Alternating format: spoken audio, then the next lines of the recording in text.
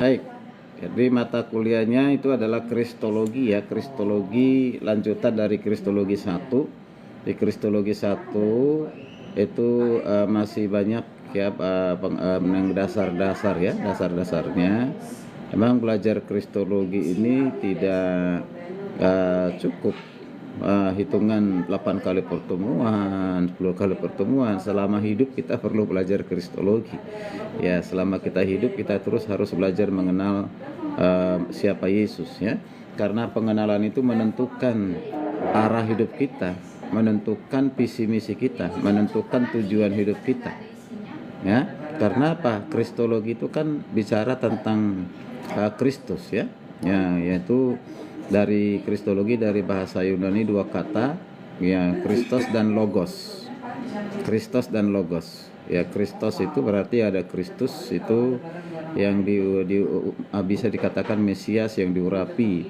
Kalau di dalam bahasa Ibraninya dipanggil dengan Hosea atau Yesua, sehingga dikatakan Yesus ya, atau keselamatan atau juru selamat ya.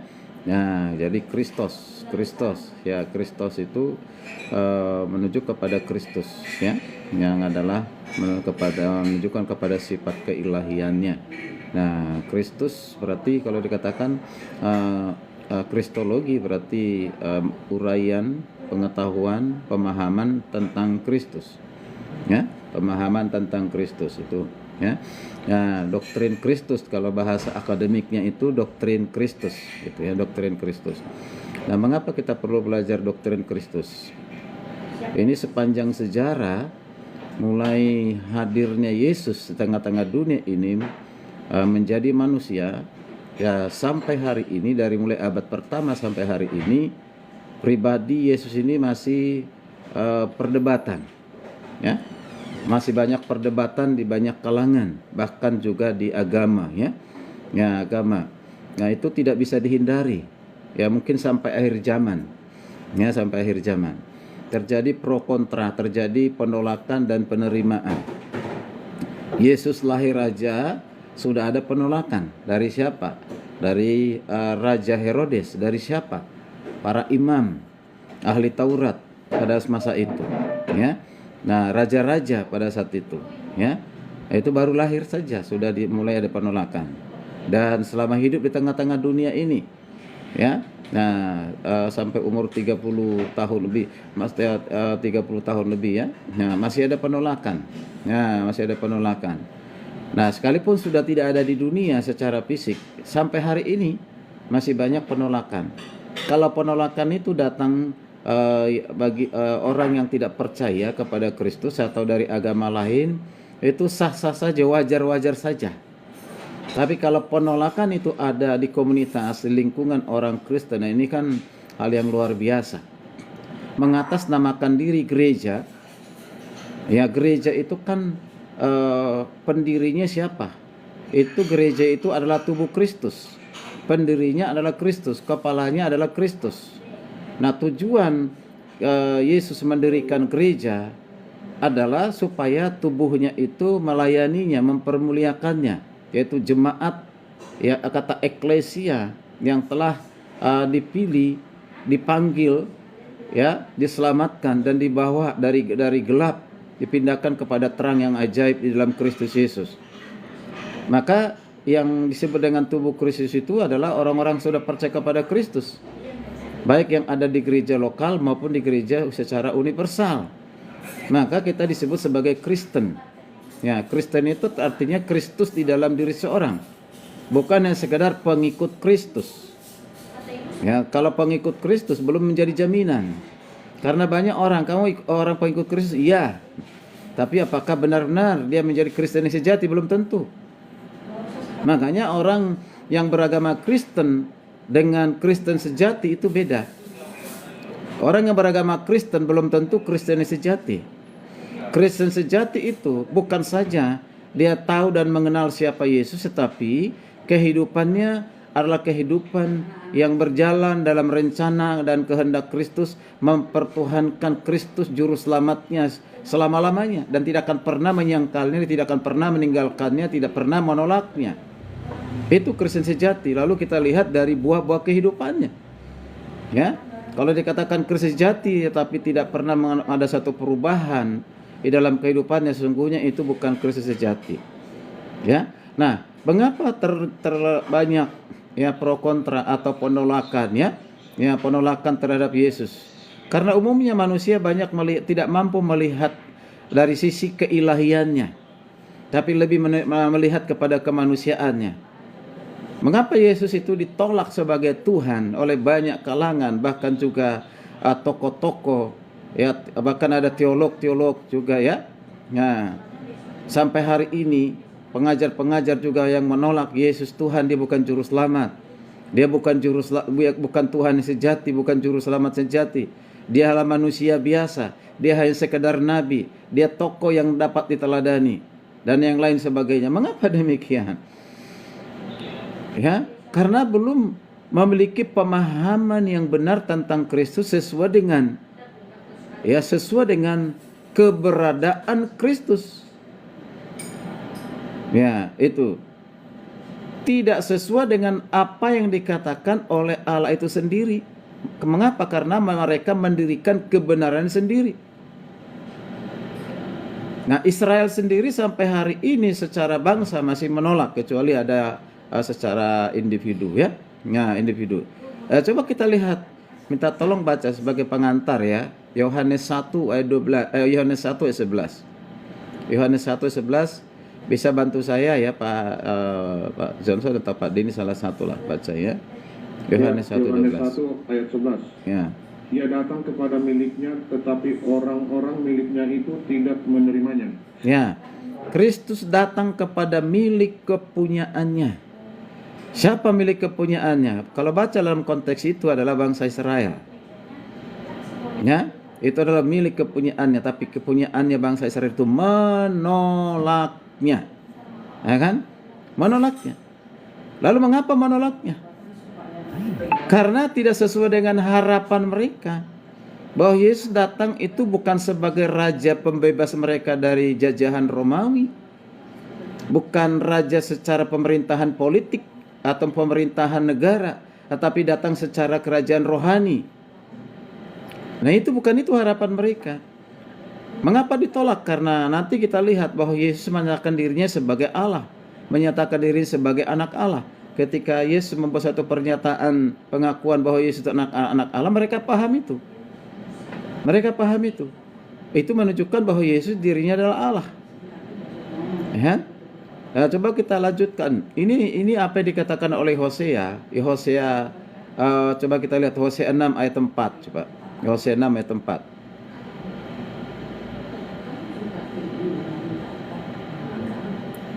Ya, silakan.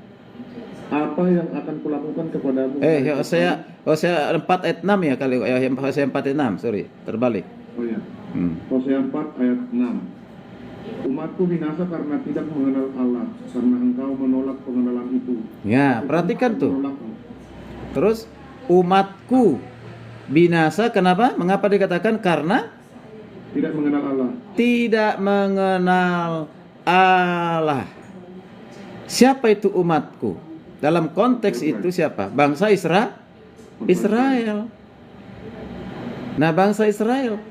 Padahal kita tahu bangsa Israel itu bangsa pilihan, bangsa yang hebat, di mana Tuhan memulai sejarah keselamatan di bangsa itu.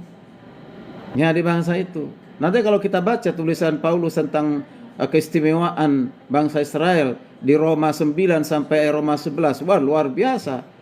Ya, istimewanya mereka dibandingkan dengan bangsa-bangsa lain. Dari bangsa itulah berasal apa? Para nabi. Dari bangsa itulah dikatakan tokoh iman, yaitu nenek moyang ya Israel, yaitu Abraham, Ishak, Yakub.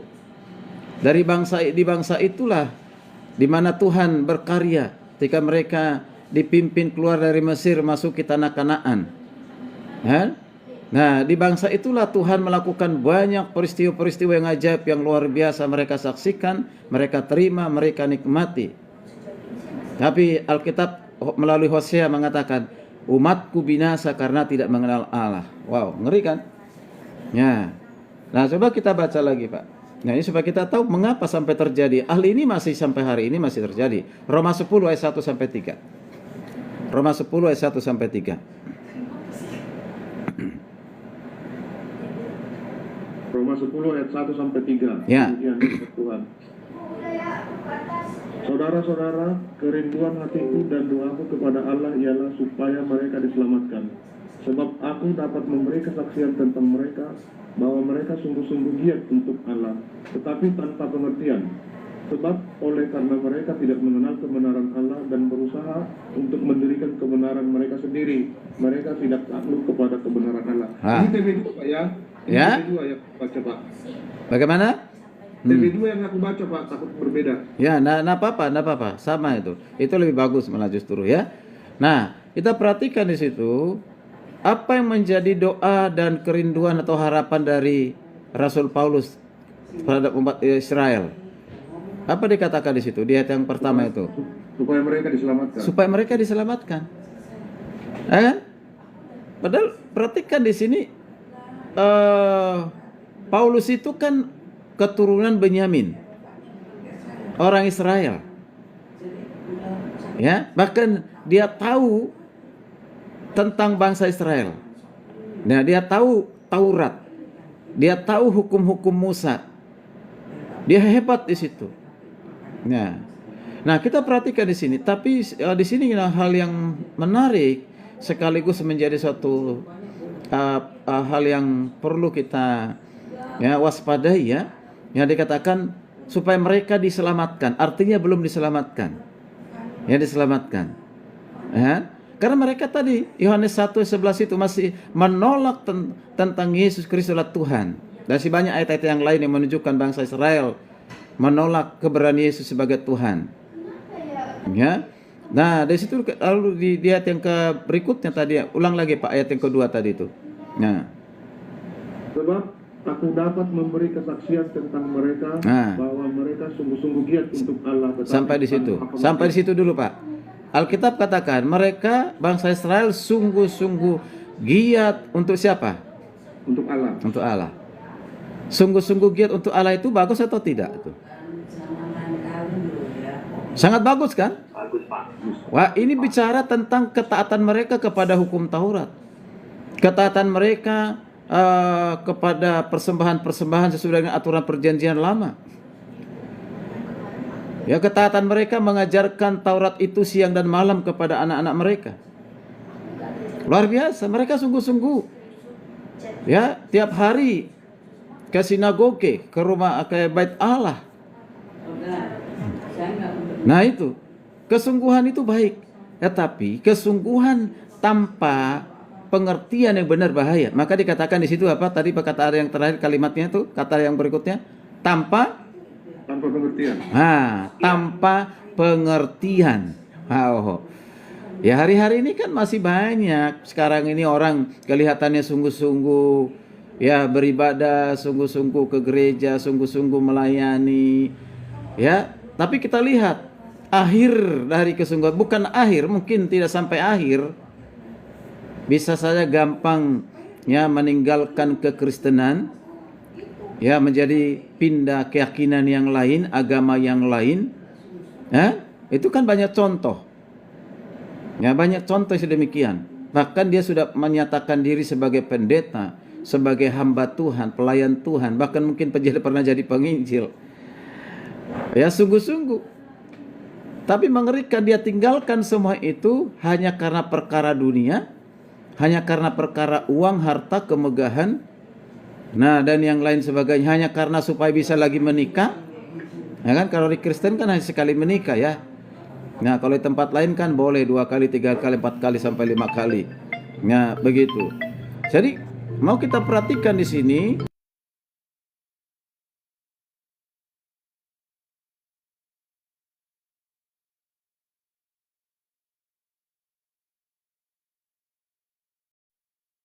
Terjadi penolakan itu. Luar biasa. Mengapa? Karena tidak punya pengenalan yang benar. Dan yang pasti orang yang tidak mengenal dengan benar tidak akan pernah mengalami namanya, belum berarti mengalami lahir baru. Tahu Kristus ya, Tahu Kristus nggak? Tahu. Itu Tuhannya orang Kristen. Orang Kristen kalau ditanya, ya kamu percaya kepada Kristus nggak? Percaya. Percaya nggak kalau dia juru selamat? Percaya. Lalu nanti bagaimana kalau kamu sudah mati, kamu ke surga atau ke neraka? Itu urusannya yang bergelar sarjana teologi. Karena STH itu adalah sarjana sok tahu, kan? MTH makin sok tahu, kan? Nah itu. Siapa yang tahu kita ini ke surga atau ke neraka? Kalau ada yang tahu, memang you udah pernah ke surga? You udah pernah datang lihat Yesus langsung seperti rasul-rasul? Nah, atau mengatakan ya mudah-mudahanlah masuk surga, atau tergantung dengan amal perbuatan baik saya, kan? Nah ini semua kan menunjukkan ketidakpastian. Padahal di dalam Alkitab melalui Kristus sudah menyatakan kepastian, ya kan? Kepastian. Nah itu. Jadi tanpa pengertian benarlah banyak orang Kristen akhirnya pindah agama keyakinan yang lain. Karena mereka tidak mengalami namanya lahir baru. Saya punya teman sekolah dulu itu satu alma mater, hanya beda semester, di atasnya satu semester. Menikah dengan agama lain, agama Muslim, sampai hari ini ada di situ. Dia STH, dia dulu rajin guru sekolah minggu, Sabtu ceria, ya kan? Nah, sampai hari ini. Ya, kita lihat lahirnya. Kalau dia akhirnya mati di dalam keyakinan yang baru itu, nah itu berarti dia bukan bangsa, bukan pilihan. Kan begitu. Tapi mana tahu nanti bertobat ya. Begitu ya. Bukan tugas kita untuk menghakimi. Nah, kembali kepada kristologi. Nah, kepada kristologi ini. Nah, jadi sampai hari ini, jadi tugas kita apa? Tanggung jawab kita apa kalau kita mau belajar tentang Kristus? Jadi bukan sekadar untuk menambah pengetahuan, menambah ilmu, mengisi kepala. Terutama adalah mengisi hati. Membuat iman semakin bertumbuh, sehingga kita semakin setia dalam mengiring Tuhan, mengikut Tuhan dalam segala keadaan, dalam segala situasi. Kita akan mempertuhankan Yesus di dalam kehidupan kita, bukan karena situasi nyaman, enak baru kita pertuhankan Dia, tidak. Ketika ada aniaya, ketika ada penderitaan, kesusahan, kesulitan, sakit, penyakit, apakah tetap setia mengiring Tuhan Yesus? Itu ditentukan dari mana? Ditentukan pengenalan yang benar akan Kristus. Lalu sekarang bagaimana membuktikan bahwa Yesus Kristus itu adalah Tuhan? Itu persoalannya. Itu yang menjadi bahan diskusi sampai hari ini, perdebatan sampai saat ini, baik di TikTok maupun di YouTube atau media-media sosial yang lain. Itu masih perdebatan yang hangat, bukan hanya hangat, kadang-kala panas, itu kan? Nah, bagaimana membuktikan? Apakah kita yang membuktikan bahwa Yesus Kristus itu adalah Tuhan? Oh tidak, siapa kita? Oh kita yang membuktikan? Bukan. Yang membuktikan dirinya adalah Tuhan, dirinya sendiri. Yang membuktikan bahwa Yesus Kristus adalah Tuhan itu sendiri. Melalui Alkitab yang hari ini menjadi dasar kita untuk belajar, sumber kita untuk belajar, sumber primernya, ya, yaitu Alkitab. Yang kita percaya Alkitab adalah seutuhnya, sepenuhnya adalah firman Allah yang diilhamkan oleh Roh Kudus, baik dari perjanjian lama maupun perjanjian baru, Kejadian sampai kitab Wahyu. Begitu. Tidak lagi cara yang lain kita untuk belajar mengenal Tuhan kecuali melalui Alkitab. Ya, tapi ingat, tidak semuanya yang menggunakan Alkitab bisa memahami mengenal Allah di dalam Yesus Kristus dengan benar. Tidak semuanya. Tergantung bagaimana dia bisa memahami sesuai dengan apa yang dikatakan penulis dari Alkitab itu sendiri. Nah, baik.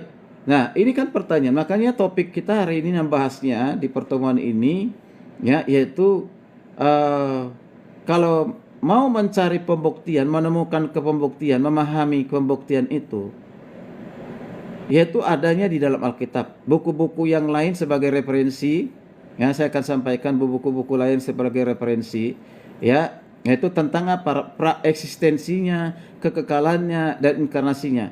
Tiga hal ini harus ada di pemahaman, bukan saja baik, tapi pemahaman yang benar. Ya.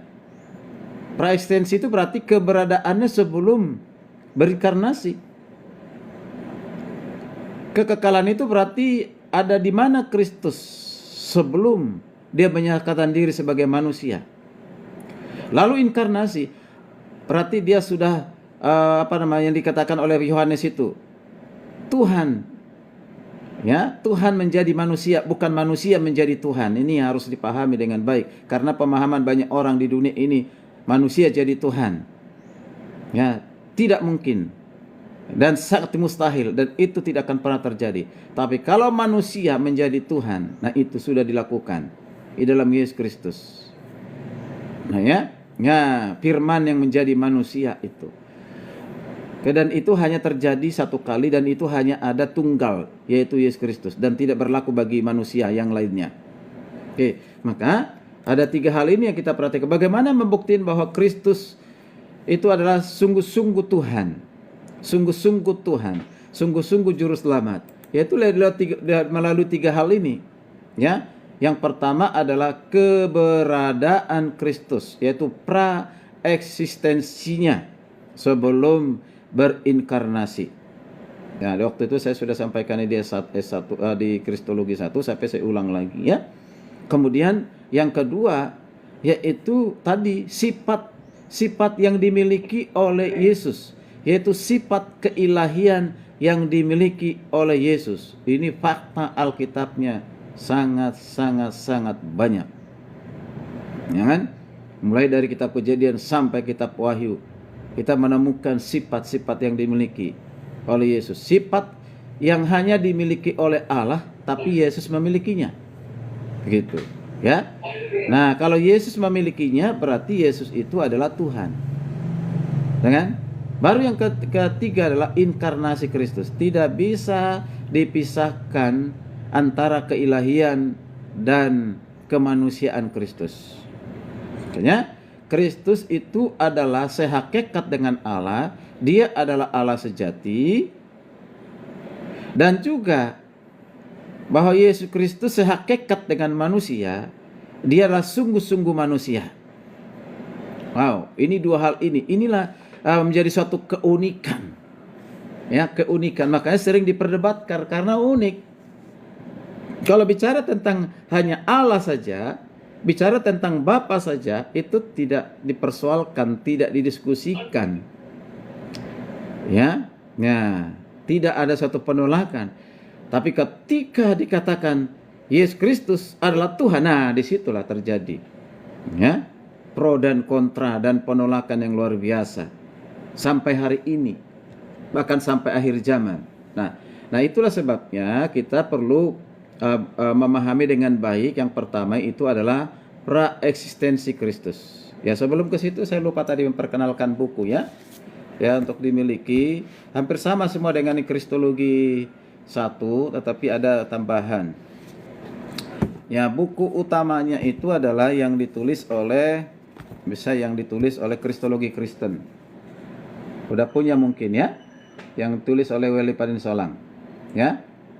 Nah, ini dulu dosen saya, sekaligus juga pernah jadi pimpinan saya beliau. Ya.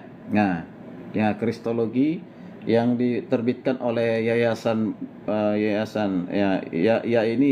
Agape Indonesia Press, berarti yayasannya sendiri. Ini ada buku, bisa juga lewat dipesan secara online juga bisa ya. Buku ini buku wajib. Mau Kristologi 1, Kristologi 2, lanjutan nanti di S2, lanjutan di S3, tetap saya sarankan buku ini. Ya, buku ini. Ya, mengapa saya sarankan? Karena beliau itu memang ahli sistematika. Ya, menguasai bahasa Ibrani Yunani. Ya, beliau biblikal, juga orang biblikal. Jadi yang seperti itu yang harus kita cari bukunya. Kemudian ada lagi buku yang ditulis oleh, kalau dia ini banyakkan memang mengutip apa bagus juga, Kristologi, menggali fakta-fakta tentang pribadi, menggali fakta-fakta tentang pribadi dan karya Yesus, yang ditulis oleh Jonar Situmorang. Beliau ini senang menulis buku, senang banget menulis buku, berarti waktunya banyak. Saya lihat buku-bukunya itu hampir semua teologi sistematika ada. keselamatan ada, ya, tentang dosa ada, bibliologi ada, tentang gereja ada. Dia tulis, senang dia membaca. Ya, ini salah satu buku yang cukup berbobot ini, ya, karena itu bisa diusahakan dimiliki, ya. Oke, ya, itu pengarangnya itu adalah Yayasan Andi. Sekarang ini kayaknya Andi lagi diskon besar-besaran ini untuk buku, ya. Nanti bisa dipesan, ya. Oke. Kemudian yang membahas doktrin Kristus yang ditulis oleh Louis Berkop. Louis Berkop ini juga buku bagus yang banyak dipakai oleh teologi reform.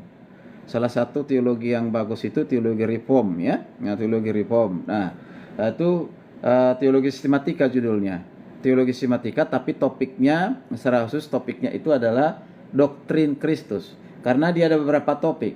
Ya, doktrin Allah, doktrin manusia, doktrin keselamatan, doktrin gereja, doktrin akhir zaman, dan doktrin Kristus. Nah, doktrin Kristus yang ketiga, buku 3, ya, buku 3, ya. Nah, itu bisa dicari, itu, ya. Itu tambahan referensi, ya, referensinya. Kemudian, nah, ini buku standar, ya, yang dipakai oleh perguruan tinggi teologi atau seminari di seluruh dunia, ya. Teologi-teologi yang Injili. Nah, ini buku yang ditulis oleh Millard Erickson, ya, Millard Erickson, dia teologi Kristen. Ini kan ada 3 volume, volume 1, volume 2, dan volume 3. Tapi untuk khusus pembahasan Kristologi itu ada di volume 2. Ya, di volume 2, ya. Nah, ini diterbitkan oleh Gandumas, ya, Gandumas. Bukunya memang cukup mahal sedikit, tapi bukunya bagus. Kita tidak pernah bisa menyesal beli buku ini. Saya volume 2, 1, 2, 3 saya sudah punya ini, ya. Oke, nah itu. Ya, diusahakan punya buku-buku referensi seperti itu. Kemudian ada lagi banyak buku sebenarnya, tapi yang saya hanya kasih mewakili yang bagus. Kemudian di Moody Handbook of Theology, ya, terkenal, pasti semua ini tahu, yaitu Paul N, ya, dari seminari Dallas, dan ditulis juga kalau ini literatur saat Malang. Nah, ini, ya, ini di dalamnya ada membahas tentang 9 teologi sistematika, termasuk di dalamnya ada kristologi, ya, kristologi, ya. Silakan diusahakan punya buku ini. Kemudian ini buku yang tebal nih. Ya, kalau kenal dengan YouTuber, seorang dosen juga namanya Muralianto Matalu. Pak itu kalau buka di YouTube, beliau ini lah yang sering menanggapi ajaran-ajaran yang sudah dianggap sumbang keliru, termasuk, ya, banyak menanggapi ajarannya ES, ya, ini buku ini, ya. Nah, cuma lumayan tebal. Ini semua doktrin teologi sistematika ada dalam buku ini, ya. Ya, kalau dibeli langsung kepada beliau bisa ada diskon. Kalau waktu itu saya ini sebenarnya diberikan, ya, kepada saya. Kalau harganya ini kalau nggak salah sekitar hampir 300-an, ya, 300-an lebih, ya. Bisa dimiliki buku ini. Jadi kalau Mas serius jadi pengajar baik di gereja, bahkan mungkin nanti menjadi dosen atau menjadi pendeta, usahakan punya buku ini, ya. Kalau misalnya ada yang mau kasih tahu supaya nanti saya ini pesan-pesan, ya, melalui beliau. Kemudian banyak buku yang lain. Ini ada buku 7 statement Yesus tentang kata akulah itu, ya. Akulah itu ego eimi, ya. Yang akulah itu adalah suatu pernyataan tentang sifat keilahian yang dimiliki oleh Kristus, ya. Oke, itu beberapa buku. Nanti diusahakan, ya. Kalau Pak Johnson yang sudah punya buku kristologi di rumah apa, Pak? Buku apa, Pak? Nggak ada, Pak. Belum ada. Kebetulan saya, Pak, di gereja ini kalau buku-buku di rumah, tapi saya kurang hafal. Ada beberapa sih saya beli buku. Kalau kristologi saya belum ini, Pak. Belum ada punya. Ya, harus Pak, diusahakan, Pak, ya. Ya, harus. Sekarang ini kan tidak harus ke toko buku. Nanti kalau misalnya ke toko buku BPK Gunung Mulia, kasih tahu dari Sedekah Taros, itu nanti kasih Oh, iya. diskon. Karena kita Boleh sudah diskon, Pak, ya? kita sudah ada kerjasama dengan BPK Gunung Mulia ya. Gunung Mulia, Pak, ya? Ya, ada diskonnya. Kasih tahu aja ini mahasiswa Sedekah Taros. Nah, itu nanti. Nah, itu ya. Nah, Iya, Pak, iya, Pak. oke, rencana kita untuk semua toko buku ya, kita mau kerjasama supaya mahasiswa bisa tertolong ya, dapatkan buku. Nah, ya kemudian apa namanya Pak Denny sudah punya Pak Denny? Saya paling ini aja sih Pak, sama yang Ya. ini Pak, Apa itu? ini doang Pak. Buk yang Di handbook ya. oh itu yang sudah punya 1 2 ya? Enggak, ini apa? Baru ini doang. Yang kedua, yang keberapa itu? Yang kedua Pak. Oh, yang kedua itu lebih banyak kepada itu apologet ya. Ya, pembahasan sejarah teologi doktrin gitu. Nah, seharusnya usahakan yang buku 1 aja. Tambahkan buku 1. Oh iya Pak. Ya, kalau buku 1 baru membahas tentang teologi sistematika di situ. Ya. Ya. Iya, Pak. Oke, teologi sistematika termasuk kristologi. Diupayakan punya. Itu buku bagus ya, itu bagus tuh. Oke. Baik. Ya, nanti kita akan diskusi setelah saya kasih kesempatan ya. Nah, oke, jadi yang pertama bagaimana mengetahui, membuktikan Yesus Kristus itu adalah sungguh-sungguh Tuhan, bahkan sungguh-sungguhlah juru selamat. Hal yang pertama dan utama adalah di mana Yesus sebelum berinkarnasi. Artinya keberadaannya, praeksistensinya. Mengapa penting ini? Karena ada orang yang menolak praeksistensi Kristus, mengatakan apa? Tidak ada praeksistensi Kristus. Itu guru besar itu yang ngomong begitu tuh. Gembala sidang gereja itu yang mengatakan begitu. Ada di Jakarta ini, ada di Kelapa Gading sana. Tidak ada praeksistensinya katanya begitu. Menolak praeksistensi. Nah itu. Ya kapan ada Yesus? Ya itu pada saat dia dikandung dan dilahirkan. Nah ini kan repot kalau sudah begini ya. Nah, berarti kapan dia Tuhan? Ya pada saat dia dibaptis. Sampai kapan dia Tuhan punya kuasa? Nah, sampai dia sebelum dibaptis, sebelum mati. Nah, nanti setelah dia mati, bangkit kembali, baru dia Tuhan lagi. Nah, berarti ada tempo di mana dia Tuhan, sesuka-sukanya gitu kan. Hari ini saya bisa berkuasa, besok berhenti kan begitu. Kalau presiden atau pemerintah pejabat boleh begitu, 5 tahun, 10 tahun berhenti kan. Ya kan? Ada yang 32 tahun, kehilangan kuasa begitu. Masa mau disamakan Yesus seperti itu? Tidak. Nah ini karena apa? Tidak menerima dan tidak percaya kepada praeksistensi Kristus sehingga berdampak yang seperti itu. Ya, jadi masih banyak orang yang mengakui Yesus Kristus itu ada pada saat dia di tengah dunia ini. Maka dia tidak ada bedanya seorang nabi. Dia hanya pengajar agama.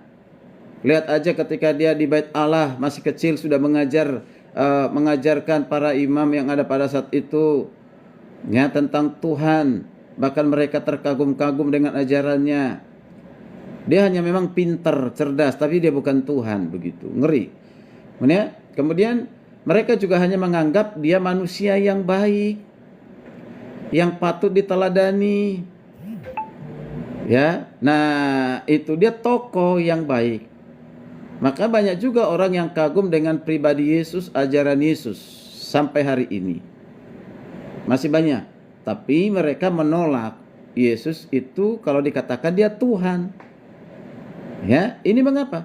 Karena tidak paham ya praeksistensinya, tidak paham kekekalan Kristus. Nah, ini kita sebagai calon sarjana teologi, sarjana teologi harus tahu hal ini. Ya, harus tahu hal ini. Kita tahu bukan untuk perdebatan. Kita tahu pertama adalah untuk mengokohkan, menguatkan iman kita. Yang kedua supaya kita jangan mudah disesatkan. Yang ketiga supaya kita jangan menyesatkan orang lain. Yang paling mengerikan supaya kita jangan sampai binasa. Kan itu. Ya. Orang jadi agama Kristen tidak jaminan orang itu masuk surga, tidak. Ya. Oke. kalau beragama Kristen. Nah, perhatikan. Jadi apa artinya praeksistensi itu? Lagi-lagi saya ulang ya.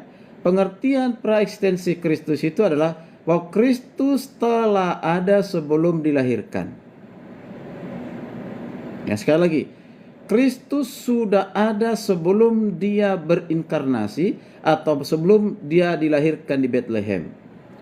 Maka Bethlehem itu bukan tempat atau awal keberadaan Yesus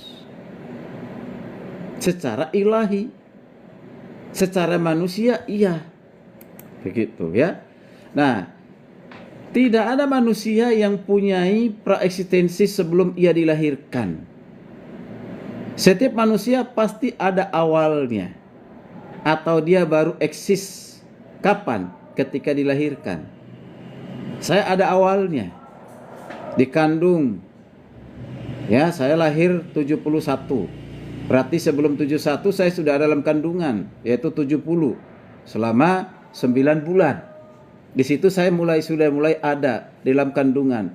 Dan itu baru dalam kandungan, belum ada di dunia. Baru lahir. Nah, itu awalnya saya ada di dunia pada saat lahir. Sampai hari ini, dan saya tidak tahu kapan berakhir. Dan pasti berakhir. Ya kan? Semua manusia di dunia ini seperti itu. Ya, kecuali satu-satunya adalah Yesus Kristus. Ya, jadi bukan sejarah awalnya Yesus itu ada pada saat dia lahir di Bethlehem, bukan. Itulah keunikan yang luar biasa. Ya. Nah, istilah praeksistensi hanya digunakan untuk Kristus. Tidak boleh digunakan kepada siapapun itu. Tidak boleh dan tidak mungkin. Mengapa? Karena inilah menunjukkan keunikan dan juga keilahian Kristus. Ya, keilahiannya. Jadi istilah praeksistensi itu hanya ada pada Yesus, tidak boleh ada pada oknum atau ciptaan yang lain. Nah, sekarang kita perhatikan. Ada beberapa bukti ya praeksistensi atau bisa juga dikatakan prainkarnasi Kristus. Inilah sebagai dasar yang kuat membangun keyakinan, kepercayaan bahwa Yesus sungguh-sungguh adalah Tuhan. Dari mana asal usulnya? Dari mana asal usul Yesus? Jelas dalam Alkitab membaca, minta tolong Yohanes 6 ayat 51. Silakan Pak Yohanes 6 ayat 51. Itu Pak Johnson, lalu Pak Denny, nanti Yohanes 3 ayat 13.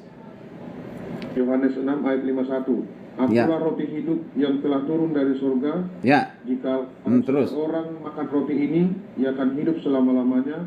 Dan roti yang akan kuberikan untuk hidup dunia ialah dagingku. Nah, di situ dengan singkat, kalau kita perhatikan, Yesus memperkenalkan, menyatakan dirinya adalah roti hidup. Kalau bahasa Bataknya itu apa itu? Roti hangoluan. Gitu kan? Nah, hangoluan apa itu? Itu kehidupan yang kekal. Dari mana dikatakan? Akulah roti hidup yang telah turun dari surga. Jadi asal usulnya Yesus itu dari sorga, bukan dari dunia ini. Dia datang dari sorga menjadi manusia di tengah-tengah dunia. Hebat kan? Dahsyat. Hanya Tuhan yang bisa seperti itu. Maka dikatakan, barang siapa yang makan roti, bukan berarti jangan diterjemahkan, ada orang terjemahkan di luar sana, makan dagingnya Kristus. Itu kanibal. Bukan, tidak paham. Yang seperti itu. Artinya barang siapa yang percaya menerima Kristus sebagai Tuhan dan Juru Selamat, mempertuhankan Yesus, maka dikatakan menerima kehidupan yang kekal, kehidupan selama-lamanya tadi. Ya kan? Jelas. Jadi penekanan utama adalah dia turun dari sorga. Nah, diperkuat lagi ini di Yohanes 3:13. Silakan Pak Denny. Ya. Makasih untuk firman Tuhan, tidak ada seorang pun yang telah naik ke surga selain daripada Dia yang telah turun dari surga, yaitu Anak Manusia. Luar biasa. Yohanes kan bilang, tidak ada seorang pun yang telah pernah naik ke surga. Sekalipun ada yang mengaku-ngaku, ya Bapak Ibu mungkin tahu ada yang mengaku-ngaku kan, naik turun lagi, ya kan? Nah, perhatikan nih. Selain daripada dia, siapa itu dia? Adalah Yesus Kristus yang telah turun dari surga. Maka ditekankan, yaitu anak manusia. Siapa anak manusia itu? Adalah Yesus Kristus. Jadi dia dari mana asal-usulnya? Dari surga. Kalau semua yang berasal dari dunia ini, di bawah kolong langit ini, itu berasal dari dunia ini, dia akan naik ke surga dan akan ada di surga. Setelah dan sungguh-sungguh percaya kepada Kristus. Tapi kalau Yesus sebelum datang ke dunia ini, dia asalnya dari surga. Turun dari surga. Dia sudah dinyatakan dia ada di tengah-tengah dunia. Ini adalah perkataan Yesus sendiri. Luar biasa. Dikutip, dituliskan oleh Yohanes. Nah, ini yang pertama. Dari mana asal-usulnya? Jadi patut kita tolak orang-orang atau tokoh-tokoh atau siapapun oknum di dunia ini yang menyatakan dirinya adalah Tuhan, dia adalah kebenaran, dia adalah juru selamat. Lihat dulu dia berasal dari mana. Kalau dia berasal dari Korea, berasal dari Indonesia, berasal dari negara-negara lain, nah kita harus tolak itu, ya kan? Nah itu perlu kita tolak karena dia dikandung, dibesarkan, dilahirkan, dibesarkan di tengah-tengah dunia. Yesus itu tidak. Ya. Jadi jelas ya, ini luar biasa ini. Semakin jelas. Nah, kemudian perhatikan. Berhubungan dengan praeksistensi Kristus, yaitu berkaitan dengan nama Yahweh. Nama Yahweh yang diperkenalkan kepada Musa. Ketika Musa dipilih dan dipanggil dan akan diutus memimpin bangsa Israel, Musa bertanya, ketika mereka nanti bertanya, siapakah engkau? Maka Tuhan menjawab, coba kita baca, minta tolong baca Keluaran 3 ayat 14. Ini nanti sangat berhubungan dengan apa dikatakan oleh Yesus ya di Yohanes 8 ayat 58. Baik, kita baca. 3 ayat 14. Ya. Firman Allah kepada Musa, aku adalah aku. Lagi firman-Nya, beginilah kau katakan kepada orang Israel itu, akulah aku, telah mengutus aku kepadamu. Ya, perhatikan di situ. Ketika Musa bertanya, maka itu jawabannya, aku adalah aku. Firman Tuhan, katakan kepada mereka bahwa aku adalah aku yang telah mengutus. Yang mengutus. Aku, bahasa Ibraninya, Eheye Aser. Eheye Aser, Eheye. Aku adalah aku. Ya, kalau dalam bahasa Inggrisnya itu I am that I am. Ya kan? Nah, atau bahasa Yunaninya ego eimi. Ya kan? Nah, ego eimi. Nah, jadi Tuhan yang memperkenalkan dirinya kepada Musa, menyatakan dirinya adalah Yahweh. Siapa dia? Dia adalah Tuhan itu sendiri sebelum berinkarnasi. Ya. Dia sudah ada hadir di tengah-tengah bangsa Israel pada saat itu. Nah, berarti Yesus itu adalah Yahweh. Tapi ada penolakan sekarang ini, oh bukan, Yesus bukan Yahweh. Ya. Nah. Oke, sangat jelas ini. Nah, nanti kita lihat ini. Nanti kita akan baca nanti di kitab Yohanes pasal 8 ayat 58. Ya. Nah, perhatikan kembali pembuktian perjanjian lama tentang Yesus yang sudah ada di dalam kekekalan sebelum dia berinkarnasi. Mika 5 ayat 1. Silakan Pak Denny baca. Yuk. Mika 5 ayat 1.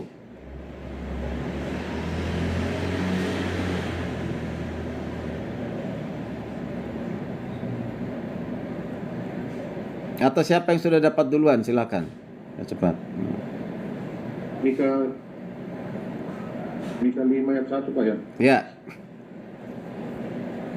Mika 5 ayat 1, tetapi engkau hai Betlehem Efrata, hal yang terkecil di antara kaum Yehuda, dari antaramu akan bangkit bagiku seorang yang memerintah Israel, yang asalnya sudah sejak zaman dahulu. Ya. Oke, ini kan pasti kita sudah sering baca ayat ini, tapi apakah kita sudah dalam pengertian yang lebih baik dan benar gitu ya? Ini suatu nubuatan dari Nabi Mika tentang Yesus. Ya. Nabi Mika menubuatkan Yesus yang akan lahir dan tahu tempatnya akan dia lahir di Bethlehem. Ya, dia tahu siapa dia yang menjadi raja, dia tahu misinya. Tapi yang mau jadi perhatikan di sini adalah keberadaannya. Dia dikatakan oleh Mika, permulaannya sudah sejak purbakala, lalu diulang lagi dengan kata sejak dahulu kala. Apa artinya? Apa maksud dari kata sejak purbakala, sejak dahulu kala? Ini bukan bicara tentang waktu. Ini bukan bicara tentang tahun. Ini bukan bicara tentang awal. Ini bukan bicara tentang zaman. Nah, jadi kata sejak purbakala, sejak dahulu kala itu dalam bahasa Ibrani digunakan kata olam. Catat ya, olam. Biasa aja, olam. Olam itu artinya apa? Kekal. Ya, kekal. Nah, kekal. Luar biasa. Ini Mika sudah mengatakan bahwa keberadaan Yesus itu sudah ada di dalam kekekalan. Kalau dibuat terjemahan bebas misalnya, dikatakan permulaan Yesus itu sudah ada di dalam sejak kekekalan.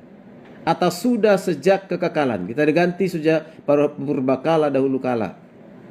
Ya, coba kita kalau pernah perhatikan ya, di Mika 5 terjemahan yang baru itu tadi yang dibaca terjemahan baru Pak itu bukan? Iya Pak. Ya, oke. Nah, oke, jadi ini seharusnya jangan ditinggalkan oleh Lembaga Alkitab Indonesia, seharusnya itu diganti aja gitu. Ya, permulaannya sudah sejak kekekalan gitu ya. Nah, oke. Nah, itu sudah sangat jelas ya. Oke. Baik, jadi Kristus sudah ada sebelum Abraham ada itu. Coba kita perhatikan. Apa dikatakan oleh Yohanes 8 ayat 58? Kita tolong silakan dibaca, bantu saya.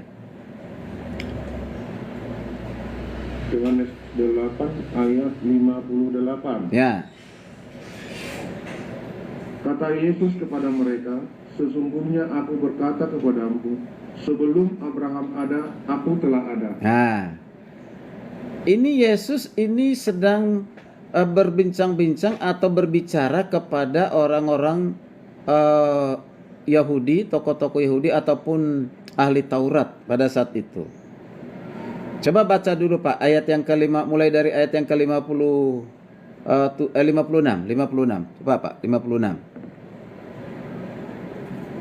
Abraham bapamu bersukacita bahwa ia akan melihat hariku, dan ia telah melihatnya dan ia bersukacita. Ya, terus. Lalu kata para pemuka Yahudi itu kepadanya, umurmu belum 50 tahun dan engkau telah melihat Abraham? Kata Yesus kepada mereka, sesungguhnya aku berkata kepadamu, sebelum Abraham ada, aku telah. Perhatikan di situ. Orang-orang Yahudi mengatakan umurmu belum genap 50 tahun. Engkau mengatakan sudah melihat Abraham. Secara logika manusia, menurut pikiran mereka itu benar. Mengapa? Karena mereka hanya memandang Yesus itu dari sisi kemanusiaannya. Mereka tahu Yesus itu punya orang tua siapa? Ibunya Maria, bapaknya adalah Yusuf. Tinggalnya di mana? Apa pekerjaan ayahnya? Kapan dia lahir? Maka dia katakan umurmu belum 50 tahun. Secara manusia pada saat itu benar. Tapi di sini Yesus sebenarnya mau mengatakan apa? Keberadaannya waktu di Abraham ada, bahkan sebelum Abraham ada, dia sudah ada. Maka di ayat yang ke-58 itu, sesungguhnya sebelum Abraham jadi, aku telah ada. Aku ada, ego eimi. Tadi seperti dalam kitab Keluaran 3:14 itu. Nah, berkaitan dengan apa? Nama Yahweh yang diperkenalkan kepada Musa. Ini merujuk kepada itu tuh. Tadi yang sudah dibaca di Keluaran 3:14. Eheye aser eheye. Ego eimi. Aku sudah ada. Artinya aku sudah ada ini bukan menunjukkan aku sudah hadir di tengah-tengah bangsa Israel. Bukan hanya menunjukkan itu, membuktikan itu. Tapi sebelum aku hadir di tengah-tengah bangsa Israel, aku sudah ada. Sebelum aku menampakkan diri, menunjukkan diri kepada Musa atau Abraham, Ishak, Yakub, aku telah ada. Bahkan sebelum dunia diciptakan, aku telah ada. Nah, ini Yesus mengatakan dirinya sebenarnya bahwa dia adalah Allah yang sudah ada dalam kekekalan. Mereka paham gak itu? Paham. Mereka mengerti nggak itu? Mengerti.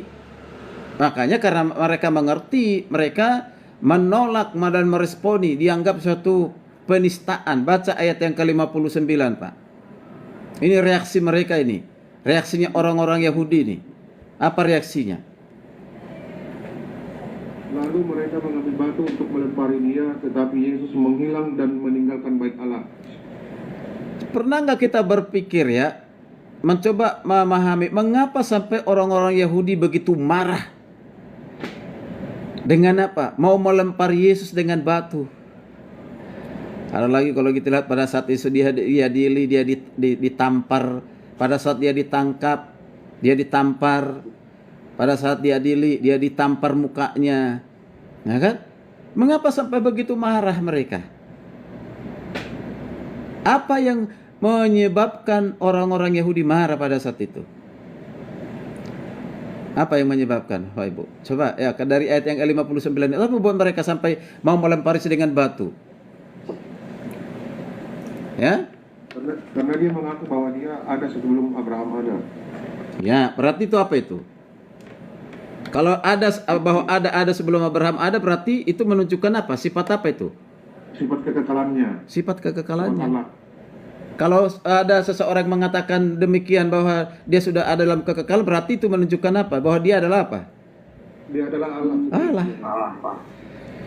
Jadi orang-orang Yahudi pada saat itu mereka marah karena Yesus itu mengatakan dirinya Allah dengan membuktikan keberadaannya. Itu yang buat mereka akhirnya mau melempari Yesus dengan batu. Ya. Nah itu luar biasa ya. Nah, jadi ini adalah pembuktian bahwa Yesus sungguh-sungguh adalah Tuhan karena di Kristus sudah ada sebelum Abraham ada, bahkan sebelum segala sesuatu ada. Kristus secara ilahi sudah ada. Ya, yang sudah ada. Oke, jadi jelas sekali pernyataan kata aku adalah tentu saja menunjukkan kepada apa? Jelas. Itu menunjukkan kepada apa? Keilahiannya. Nah, keilahiannya. Ini merupakan suatu apa? Klaim dari Tuhan Yesus bahwa dia setara dengan Tuhan. Setara dengan Yahweh, setara dengan Bapa, ya, sehakikat dengan Tuhan. Jadi pengertian atau pemahaman yang mengatakan Yesus lebih rendah dari Bapa, lebih rendah dari Yahweh, ini sama saja penghinaan kepada Tuhan, ya, penghinaan kepada Tuhan Yesus. Merendahkan Yesus. Ajaran seperti ini harus kita tolak. Tidak ada di ST Kataros. Itu mungkin di ST lain. Ya, ini harus tegas ini. Yesus itu setara dengan Allah, sehakikat dengan Allah. Tidak ada hierarki lebih rendah. Bahkan nanti jangan lagi Roh Kudus lebih rendah dari Yesus, Roh Kudus lebih rendah dari Bapa. Itu hasil imajinasi pemikiran manusia supaya lebih terkenal.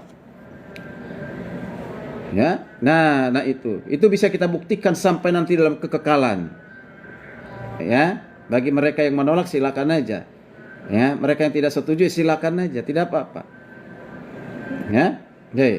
Jadi kita perhatikan sama dengan Keluaran 3:14 tadi, aku itu juga merujuk kepada Allah mengidentifikasikan dirinya, aku adalah aku. Dia adalah Tuhan yang sudah ada di dalam kekekalan. Ya, dia sudah ada sebelum segala sesuatu ada. Jadi ini sangat-sangat jelas sekali. Ya, sangat sekali. Oke, lalu apa lagi yang mau kita lihat menunjukkan Yesus itu adalah sungguh-sungguh Tuhan? Apa buktinya? Kita tolong baca Yohanes 1 ayat 3. Yohanes 1 ayat 3. Yohanes 1 ayat 3. Segala sesuatu dijadikan melalui Dia, dan tanpa Dia tidak ada suatu apapun yang telah jadi dari segala yang telah dijadikan. Oke. Perhatikan di situ. Dikatakan itu segala sesuatu dikatakan apa? Dijadikan oleh Dia. Kata Dia itu siapa itu? Yesus. Ya. Yesus itu kata di dalam konteks itu kita baca itu. Tanpa Dia tidak ada segala sesuatu. Artinya apa? Bahwa Yesus itu pencipta segala sesuatu. Nah, kalau Yesus pencipta segala sesuatu, berarti Dia bukan manusia biasa-biasa atau hanya manusia. Kalau Dia hanya manusia tidak mungkin. Ya tidak mungkin. Ada ayat Alkitab yang lain nanti kita lihat, misalnya Kolose 1 ayat 16 17. Tapi coba kita lihat ke kitab Perjanjian Lama dulu lah. Kejadian 1 ayat 1, kemudian dilanjutkan dengan ayat 26 27. Coba ada Kejadian 2. Coba kita perhatikan dulu. Kejadian 1 ayat 1 dulu. Silakan baca. Kejadian 1:1. Ya. Allah menciptakan langit dan bumi. Pada mulanya Allah menciptakan langit dan bumi. Perhatikan kata ini. Ini seringkali kita tidak memberikan suatu eksposisi ataupun pemahaman yang lebih lengkap ya. Pada mulanya itu berarti jelas ya. Ada awal dari dunia ini. Itu ya. Ada awalnya. Diawali siapa? Dimulai oleh siapa? Dimulai oleh Allah. Dengan apa? Menciptakan. Maka kata yang kedua kata Allah. Allah terjemahan bahasa Indonesia. Yaitu kalau bahasa Ibrani Elohim. Elohim. Itu dari dua kata El atau Eloah dan Im. El atau Eloah itu Allah yang tunggal. Allah itu Esa. Sama dengan seperti dikatakan dalam Ulangan 6 ayat 4. Allah itu Esa. Ya. Dia menunjukkan Dia adalah Allah, Tuhan, Yahweh. Kemudian ada kata Im. Ya. Im itu menunjukkan kejamakan. Ya. Kejamakan. Artinya tidak mutlak tunggal, tapi dia juga jamak, menyatakan diri di dalam pribadi, yaitu Bapa, Anak, dan Roh Kudus. Ini yang tidak banyak dipahami orang, termasuk agama seberang, ya kan? Sehingga menuduh kita menyembah tiga Allah, karena dihitung secara biologis, secara fisik. Ya, tidak demikian. Ini harus secara rohani. Bapa, Anak, dan Roh Kudus. Makanya coba perhatikan. Baca ayat 26, 27. Silakan coba dikatakan.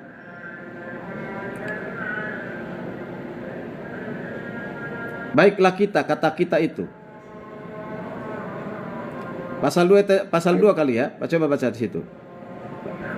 Berfirmanlah Allah, baiklah kita menjadikan manusia menurut gambar dan rupa kita, supaya mereka berkuasa atas ikan-ikan di laut dan burung-burung di udara, atas ternak dan seluruh bumi, serta atas segala binatang yang melata di bumi. Ayat 27, Allah menciptakan manusia menurut gambarnya, menurut gambar Allah diciptakannya Dia, laki-laki dan perempuan diciptakannya mereka. Oke, perhatikan. Baiklah kita. Kita itu tunggal atau jamak? Jamak. Jamak. Jamak, Pak. Berarti lebih dari Lebih satu. dari satu. Bukan berarti lebih dari 3. Nah, tidak ada jarak Alkitab itu. Ya. Oke. Nah, perhatikan di sini, kita ini ajakan kepada pribadi Anak dan Roh Kudus. Ada banyak Alkitab nanti yang membuktikan hal itu. Ya. Nah, baiklah kita dalam penciptaan manusia, Yesus terlibat. Yesus ada di situ. Ya. Dan banyak yang lainnya. Ayat Alkitab yang lainnya. Jadi sangat jelas dan sangat jelas.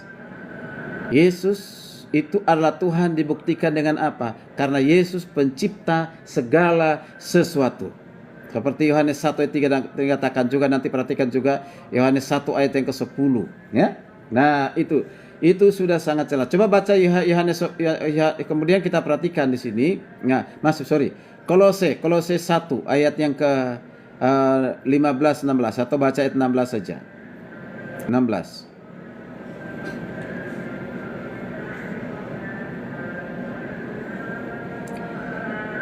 Silakan. Kolose 1 ayat 16 ya, Pak. Ya. Karena di dalam Dialah telah diciptakan segala sesuatu yang ada di sorga dan yang ada di bumi, Ya. yang kelihatan dan yang tidak kelihatan, baik sinjasana maupun kerajaan, baik pemerintah maupun penguasa. Segala sesuatu diciptakan oleh Dia dan untuk Dia. Segala sesuatu diciptakan oleh Dia. Nanti saat ada materi tersendiri nanti untuk membahas itu. Itu kalau kita dalami itu, wow, luar biasa. Hanya satu ayat itu aja nggak bisa kita bahas 1 jam, 2 jam, ya. Nah, jadi yang mau kita perhatikan adalah di dalam Dia diciptakan segala sesuatu, baik yang ada di kelihatan, tidak kelihatan, yang ada di bumi, yang ada di sorga, dan dimanapun diciptakan di dalam Yesus Kristus. Jadi sangat jelas. Ya, ini pembuktian. Kemudian berpembuktian yang lainnya. Wah, pembuktian yang lainnya kita bisa perhatikan, ya. Yohanes 10 ayat 30. Yohanes 10 ayat 30. Yohanes 10 ayat 30. Aku dan Bapa adalah satu. Aku dan Bapa adalah satu. Ini ada berbagai tafsiran pemahaman yang berbeda. Ada yang mengatakan aku dan Bapa itu adalah satu visi. Satu misi dengan Bapa. Aku dan Bapa adalah satu, berarti ada yang mengatakan itu menunjukkan satu pribadi. Ya, tidak ada 2 pribadi. Ada yang mengatakan aku dan Bapa, yang mau mengatakan itu satu tujuan. Satu tujuan. Itu sama-sama memiliki tujuan untuk menggembalakan. Karena di situ dalam konteks itu kita lihat Lembaga Alkitab Indonesia perikopnya dibilang ada gembala yang baik. Nah, kan? Ya, itu. Ya. Kalau perjanjian lama dikatakan Tuhan gembala, nah Yesus juga gembala. Maka penolakan terhadap mengatakan itu menunjukkan suatu kesehakikatan dengan Allah itu ditolak. Termasuk S menolak hal itu. Dia tidak tidak setuju dengan bahwa itu mengatakan kesetaraan, sehakikat. Tapi kalau dipelajari dengan baik-baik secara keseluruhan, terutama mulai dari ayat 27, 28, 29, akhirnya klimaksnya di pasal 30, itu berbicara tentang domba-domba yang mendengar, yang mengikut Yesus, dan yang dipilih, diselamatkan, bahkan diberikan kehidupan kekal, hidup untuk selama-lamanya. Itu tentang jaminan keselamatan. Dijamin oleh Bapa, dijamin oleh Yesus. Kalau Bapa menjamin, Yesus menjamin, berarti sehakikat dong. Nggak apa-apa kita baca ayat itu ya. Coba kita baca. Ya 27, silakan baca 27. Ya 27. Ya. Domba-dombaku mendengarkan suara. Ya, domba-dombaku mendengarkan suaraku. Domba-domba itu maksudnya adalah orang-orang yang sudah dipilih, orang-orang yang sudah percaya kepada Kristus. Berikutnya. dan aku mengenal mereka. Ya. Dan mereka mengikut aku. Yesus mengenal domba-dombanya. Itu kita beda. Kita mengenal istri kita belum tentu kenal dengan baik. Kita mengenal jemaat belum tentu kita kenal seperti Yesus mengenal. Ya kan? Beda sekali. Oke, lanjut. Ayat 28 ya Pak. Ya, dari 27, kalau sudah selesai 27, 28. Dan aku memberikan hidup yang kekal kepada mereka. Ya, sampai di situ dulu. Mereka. Sebelah, aku memberikan hidup yang kekal kepada mereka. Apa itu hidup kekal ya? Apa itu hidup kekal? Pengertiannya apa? Hah? Pengertian hidup kekal gimana? Berarti kehidupan untuk Selama-lamanya. selama-lamanya. Ya, tidak pernah apa? Tidak pernah berhenti kan gitu ya. Ya. Nah, tidak ada batasannya. Oke, siapa yang memberikan? Yesus. Ini perlu kita pahami dengan baik ini. Lalu berikutnya. Baca Pak, lanjut. Dan mereka pasti tidak akan binasa Di selama-lamanya. ya. Lebih jelas lagi. Dikatakan oleh Yesus apa? Pasti mereka Tidak akan binasa. tidak akan binasa. Berarti kalau tidak binasa berarti hidup Hidup kekal. hidup kekal selama-lamanya. Nah, lanjut Pak, lanjut. Ya. Dan seorang pun tidak akan merebut mereka dari tangan. Ini pemeliharaan ini. Yang mengenal dombanya, mengikutnya, mendengarnya, diberikan kehidupan kekal, dipelihara, dijaga. Baca Pak, ya kan, lanjut. Seorang pun tidak mereka merebut, ya. Bapakku yang memberikan mereka kepadaku Ya. Terus, lebih besar daripada siapapun. ya. Terus, Dan seorang pun tidak dapat merebut mereka dari tangan Bapa. ya. Kan sangat jelas di situ.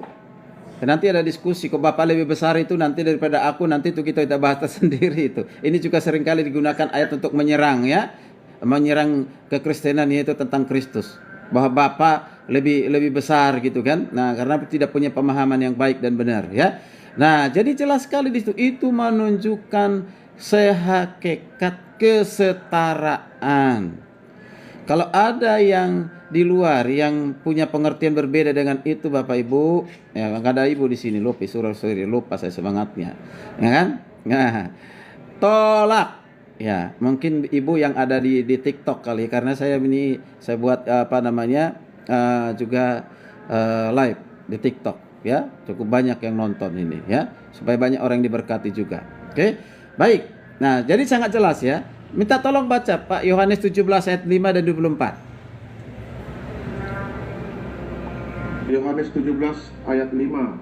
Ya. Sekarang ya Bapa, muliakanlah aku di hadiratmu sendiri dengan kemuliaan yang kumiliki di hadiratmu sebelum dunia ada. Perhatikan. Kapan Yesus punya kemuliaan? Ada orang katakan pada saat Yesus dibaptis. Kan gitu. Bertentangan dengan ayat ini. Ayat ini langsung mementahkan itu. Kemuliaan itu sudah diterima, dikatakan di situ apa? Kapan? Dimiliki sebelum dunia ada. Dimiliki sebelum dunia ada. Ayo Pak, ayat 24 Pak. Ayat 24. Ya Bapa, aku mau supaya di mana aku berada, mereka juga berada bersama aku. Ya. Mereka yang telah Engkau berikan kepadaku, agar mereka memandang kemuliaanku yang telah Engkau berikan kepadaku. Kemuliaanku, kata itu diulang Pak. Kemuliaanku yang telah Engkau berikan kepadaku. Sebab Engkau telah mengasihi aku sebelum dunia. Kan jelas sekali ya. Kemuliaan yang dimiliki oleh Yesus sebelum dunia dijadikan sudah punya, sudah ada, bahkan itu dimiliki di dalam kekekalan, bukan pada saat dia berinkarnasi. Jelas ya? Sangat jelas. Oke, nah sekarang kita perhatikan yang berikutnya, pembuktian tentang keberadaan eksistensi itu. Kristus adalah rupa Allah yang setara dengan Allah. Tidak ada yang lebih rendah, tidak ada yang lebih tinggi, tidak ada hierarki. Kita tolak ajaran yang mengatakan ada hierarki antara Bapa dengan anak, antara anak dengan Roh Kudus. Kata harus tidak ada itu. Biarkan di tempat lain. Ya, oke. Filipi 2 ayat 6 itu nanti akan saya jelaskan ya. Nanti ada penjelasan untuk itu. Juga panjang sekali untuk menjelaskan hal itu ya. Oke. Nah, sekarang kita lanjutkan Yohanes 14 ayat 28. Yohanes 14 28. Yo. Ayat 28 silakan. Yohanes 14 ayat 28. Kamu telah mendengar bahwa aku telah berkata kepadamu, aku pergi, tetapi aku datang kepadamu. Aku akan datang kepadamu. Sekiranya kamu mengasihi aku, kamu tentu akan bersukacita, karena aku pergi kepada Bapakku, sebab Bapa lebih besar daripada aku. Nah, kalimat terakhir itu, apa yang dikatakan oleh Yesus, seringkali ini disalah tafsirkan. Atau punya pemahaman yang mengatakan Bapa lebih berkuasa daripada Yesus, atau kuasa yang dimiliki oleh Yesus adalah berasal dari Bapa. Itu ada di TikTok, itu ada di YouTube, itu ajaran itu ya. Nah, ini melenceng sekali dari suatu kebenaran. Ya. Ini bicara tentang apa? Bapa lebih besar. Bukan menunjuk kepada perbedaan kuasa. Bukan menunjuk kepada perbedaannya kemuliaan. Bapa lebih besar itu berbicara tentang sebagai pengutus dan yang diutus. Ya, yang diutus. Perannya yang diutus adalah Yesus Kristus itu diutus. Tapi jangan juga barometernya manusia. Akan ada pemahaman begini. Misalnya Presiden Joko Widodo mengutus duta besar ditempatkan di Malaysia atau negara lain. Pemahamannya adalah siapa yang lebih besar kuasanya, jabatannya lebih tinggi? Presiden. Itu udah pasti. Lalu siapa yang lebih rendah? Yang diutus, yaitu duta besar tadi. Dibuat barometernya ini. Sangat keliru sekali. Jangan kita jadikan barometernya manusia untuk Yesus. Bukan demikian. Kalau manusia itu terbatas. Coba itu, misalnya Joko Widodo, ntar lagi akan berakhir jabatannya. Nanti kalau setelah bulan Oktober selesai, udah berakhir, masih bisa nggak dia mengutus? Oh ya nggak bisa lagi. Nggak ada kuasanya. Ya kan nggak bisa lagi. Artinya terbatas kuasanya. Ada temponya. Ya kan? Kalau istilah sekarang ini adalah luarsanya, kan gitu ya. Nggak bisa lagi. Nah, makanya jangan dibuat barometernya manusia. Ya, manusia. Nah itu, yang mengutus dengan diutus, yang diutus lebih rendah, yang mengutus pasti nggak bisa. Yesus tidak demikian. Yesus itu tidak pernah terbatas kuasanya. Dulu, sekarang, sampai selama tidak pernah berubah. Dia menjadi Tuhan bukan pada saat dia dibaptis. Dia bukan menjadi Tuhan setelah dia mati dan bangkit. Bukan. Ya. Nah ini sangat jelas. Ya, itu. Jadi tidak ada mengatakan lebih besar kuasanya Yesus Bapa atau Allah daripada Yesus. Keliru sekali, ya. Oke. Baca kita, jadi sekali lagi itu menunjukkan satu kehakikatan kesetaraan ya. Nah, antara Bapa Anak ya. Nah, kemudian sebelum ke sini kita diskusi dulu ya. Yang pembuktian yang kedua ada kekekalan Kristus. Barangkali ada pertanyaan ya. Pertanyaan silakan kalau jika ada. Ya. Yuk, silakan. Saya Pak Johnson. Ya, silakan Pak Johnson. Tadi kan Bapak menerangkan bahwasanya sampai saat ini bangsa Israel menolak keilahian Yesus. Ya. Tetapi bagaimana kalau kita lihat sekarang perkembangan Kristen sangat masif Pak ya, di mana-mana banyak yang meninggalkan imannya menjadi orang Kristen. Terus kalau kita lihat wisata-wisata rohani atau situs-situs di mana zaman Yesus Ya. adanya di sekitar bangsa-bangsa Israel Ya. atau Palestina juga. Bagaimana perkembangan orang Kristen di sana, Pak? Apakah mereka masih tetap tidak percaya kepada kelahiran Yesus, sementara kitab ini kan ditulis pada zaman abad pertama atau zaman Yesus? Ya. Ini sudah mengalami ribu-ribu tahun. Bagaimana dengan pergeseran iman mereka? Apakah tetap mereka menyangkal keilahian? Dan bagaimana perkembangan Kristen di sana? Apakah tetap stagnan atau ada kemajuan? Dengan diizinkannya ada wisata-wisata atau ritus-ritus wisata rohani di Israel, Pak. Terima kasih. Oke, baik Pak Johnson, terima kasih untuk pertanyaannya. Saya sudah pernah mengikuti, memang saya belum pernah ke Israel ya, tapi banyak teman-teman ya sudah banyak ke Israel ya, yang lagi berdoa supaya bisa lihat situs-situs sejarah arkeologi di sana ya, tentang kepada Kristus. Ya.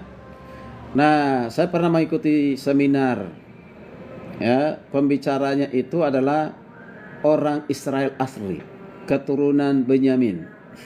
Saya lupa namanya. Dia sudah tahu bahasa Indonesia, sekalipun agak-agak susah begitu ya. Nah, dia misionaris. Dia seorang penginjil. Yang kita dengar pada saat itu ternyata orang-orang Yahudi atau orang-orang di Israel, bahkan perantau dari Arab ya atau dari negara lain menjadi warga negara Israel sudah cukup banyak menjadi orang Kristen.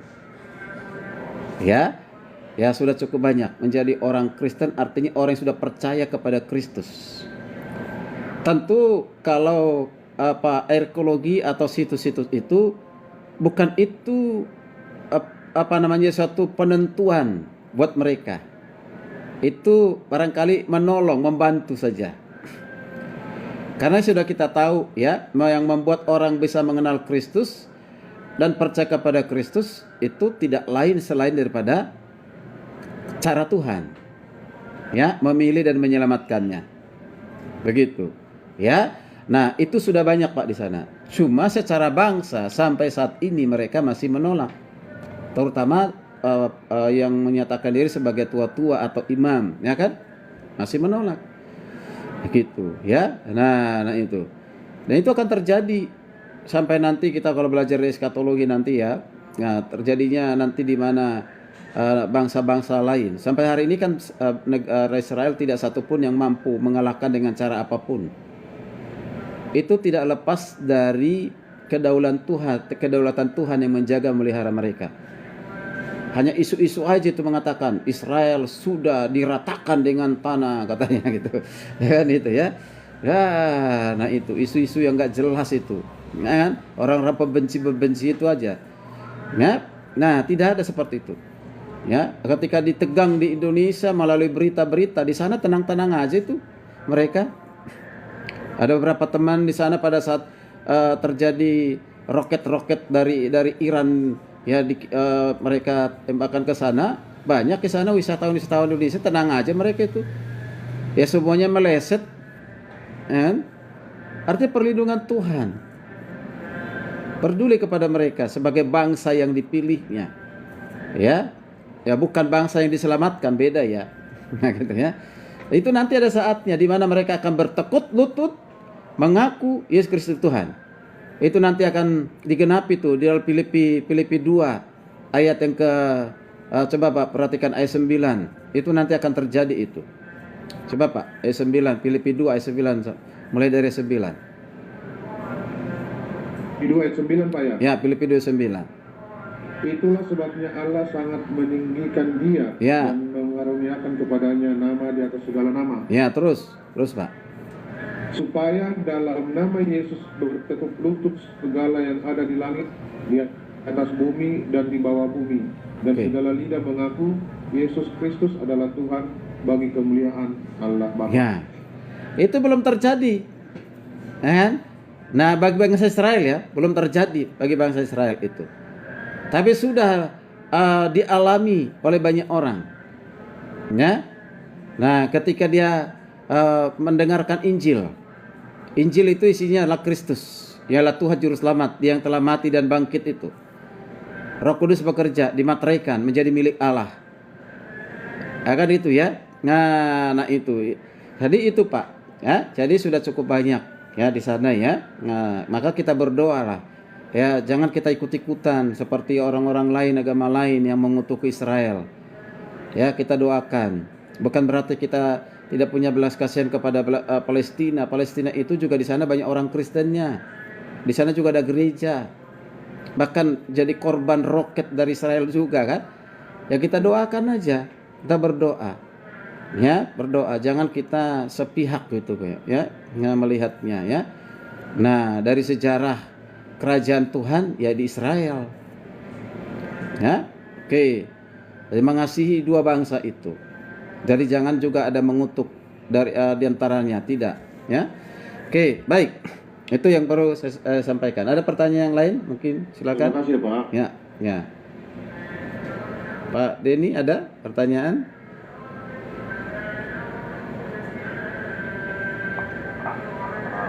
Mungkin Pak, kalau bisa menjelaskan secara sederhana tentang tunggal itu kan banyak yang masih jadi perdebatan gitu Pak. Nah, secara sederhana bagaimana ya Pak kita menjelaskan kepada masyarakat? Ya, nah ini topik kita bukan Tritunggal, tapi memang ada kaitannya pasti ya. Sesuatu yang tidak bisa dipisahkan.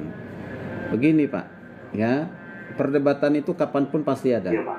Pasti ada. Dan kita nggak bisa menghentikan. Dan yang kedua, tidak mungkin kita bisa menolong orang lain mengerti dengan sempurna tentang Tritunggal dan memaksa dia untuk percaya. Ya, tugas kita sebenarnya hanya menyampaikan, mengajarkan apa yang kita sudah pahami, mengerti, apa yang sudah kita imani, apa yang kita sudah yakini. Biarkan Roh Kudus yang bekerja. Ya, mau perdebatan boleh-boleh saja, sah-sah saja. Ada orang-orang yang jangan berdebat gitu. Tapi kadang-kadang orang berdebat sudah kecenderungan yang digunakan emosional dan menggunakan logika manusianya. Padahal kalau kita belajar tentang Allah bagaikan kita memandang matahari di tengah hari. Mampu nggak kita memandang matahari tengah hari? Jam 12 siang kita pandang terus matahari. Mampu nggak kita? Tidak Pak. Tidak. Kan? Paksakan, apa yang akan terjadi dengan mata kita? Sakit matanya Pak. Akan buta kan? Buta. Iya. Nah, banyak orang menggunakan ilustrasi menjelaskan tentang Tritunggal. Boleh-boleh saja. Tapi hati-hati menggunakan ilustrasi. Kadang-kadang orang hamba Tuhan menggunakan ilustrasi seorang bapak ya atau ayah.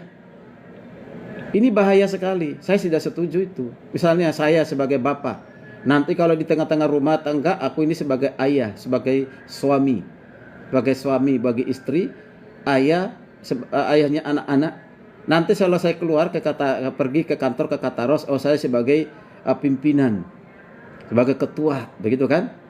Nanti kalau saya pergi lagi ke gereja, dan di sana sebagai gembala, ya kan? Itu juga orangnya, ya kan? Nah itu juga orangnya gitu. Nah itulah Tritunggal. Nah, bahaya sekali.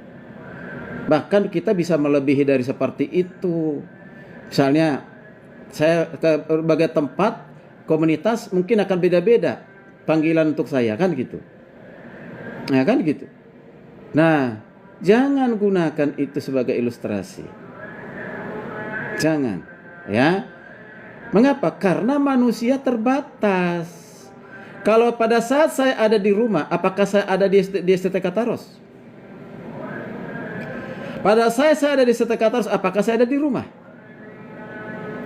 Pada saat saya ada di gereja, apakah saya ada di rumah? Dan seterusnya. Terbatas kan? Tuhan itu tidak terbatas. Kapanpun, dimanapun, dia selalu ada. Di tempat yang berbeda, di waktu yang berbeda, dia selalu ada. Dia tidak dibatasi ruang dan waktu. Ada kemarin yang gunakan seperti itu, ilustrasi ya.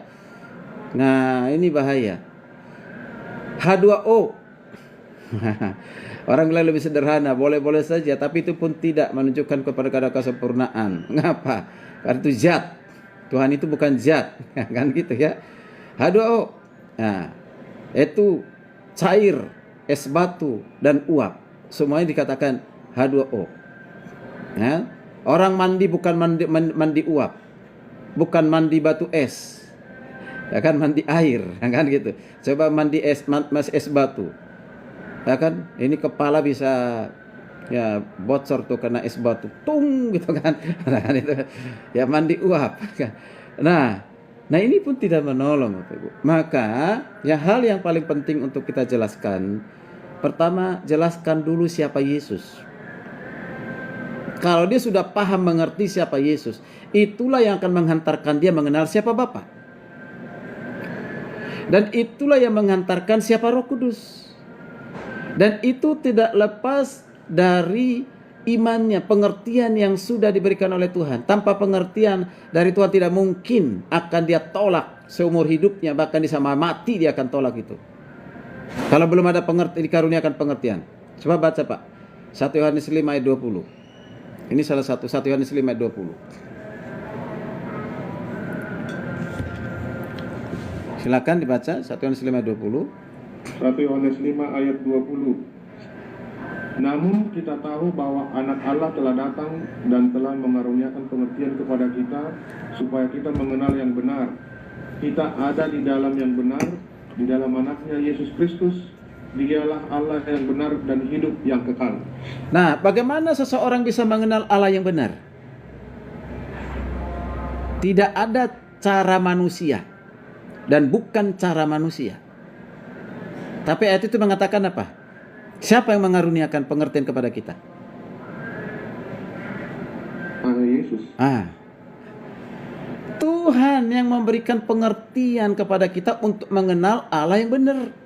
Bukan agama, bukan profesor teologi, bukan dokter teologi, bukan pendeta, bukan yang lain, tapi Tuhan sendiri. Kalau Tuhan sudah memberikan pengertian, mengaruniakan pengertian kepadanya, makanya kita percaya tentang Trinitas, Allah Tritunggal, Bapa, Anak, dan Roh Kudus. Ya. Jadi gitu aja Pak, perkenalkan aja Yesus. Dia sudah percaya kepada Yesus, dia akan dituntun itu melalui Alkitab. 2 Timotius 3 ayat 15. Ya tolong Pak, 2 Timotius 3 ayat 15. 2 Timotius 3 ayat 15. 2 Timotius 3 ayat 15. Ya. Ingatlah juga bahwa dari kecil kau sudah mengenal kitab suci yang dapat memberi hikmat kepadamu dan menuntut kau kepada keselamatan oleh iman kepada Kristus. Ya, perhatikan. Kitab suci, hikmat, menuntun kepada keselamatan dalam Yesus Kristus. Dari kecil kata Paulus kepada Timotius, engkau telah mengenal kitab suci. Dikenal dari siapa? Nenek moyang neneknya, Eunike, ada Lois, ya kan? Udah mengenal. Nah, kitab suci itulah yang memberikan hikmat kepadanya untuk menuntunnya mengenal dan percaya kepada Kristus. Dari yang tidak percaya menjadi percaya. Hikmat. Nah, dari mana hikmat itu? Dari Tuhan. Tanpa hikmat dari Tuhan, tidak seorang orang pun bisa mengenal Kristus. Tidak seorang pun percaya kepada Kristus tanpa hikmat daripada Tuhan. Ya. Tapi apakah kita berhenti untuk menjelaskannya? Oh, jangan. Roh Kudus yang akan bekerja. Penginjil itu kan bukan memenangkan jiwa. Siapa kita kalau memenangkan jiwa? Kita ini memberitakan. Ya, memberitakan, mengabarkan, mengobarkan. Setelah itu biar Roh Kudus yang bekerja. Ya, makanya ada yang menerima, ada yang menolak. Bukan berarti kita gagal ketika orang menolak dalam penginjilan. Berarti belum saatnya, atau mungkin bahwa dia bukan orang pilihan. Nah kan? Itu aja. Sehingga kemudian nggak usah kita stres ketika orang menolak Yesus sebagai juru selamat. Nggak usah kita marah-marah atau merasa kecewa ketika dia tidak mengenal, tidak tidak percaya kepada Trinitas atau Allah Tritunggal. Nggak apa-apa, biarkan aja. Ya kan? Nggak usah kita menyita-nyita waktu untuk hal-hal seperti itu. Ya. Oke Pak ya. Jadi itu intinya adalah jelaskan aja dulu tentang Yesus. Itu akan mengantarkan. Mengapa? Karena Yesus mengajarkan tentang Bapa, menyaksikan tentang Bapa. Bapa menyaksikan tentang Yesus. Yesus menyaksikan tentang Roh Kudus. Roh Kudus menyaksikan tentang Yesus. Roh Kudus menyaksikan tentang Bapa. Itu fakta Alkitabnya sangat banyak sekali. Ya kan? Nah itu kalau dari saya seperti itu, Pak. Ya, oke. Jadi intinya kristologinya harus benar-benar mendalam ya Pak. Ya. Harus memperdalam kristologi ya Pak ya. Ya. Itu makanya tadi kristologi itu kan sentral, pusat dari kehidupan orang Kristen. Itu sangat berkaitan dengan banyak hal. Ya kan? Begitu ya. Sangat berhubungan dengan banyak hal dan tidak bisa dipisahkan, ya. Oke. Ya, baik Pak, terima kasih Pak. Baik. Ada lagi? Kita sampai jam berapa ya? Menurut jadwal. 12 Pak, jam 12. Jam 12. Masih ada waktu berapa menit? 19 menit. Oke, kita lanjutkan dulu ya. Tambah materi ya, supaya lebih banyak materi yang diterima ya. Oke. Kalau ada pertanyaan nanti bisa ditahan dulu.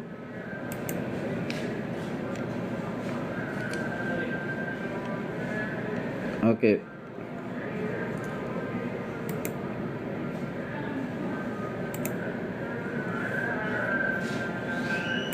Recording in progress. Baik, kita lanjutkan.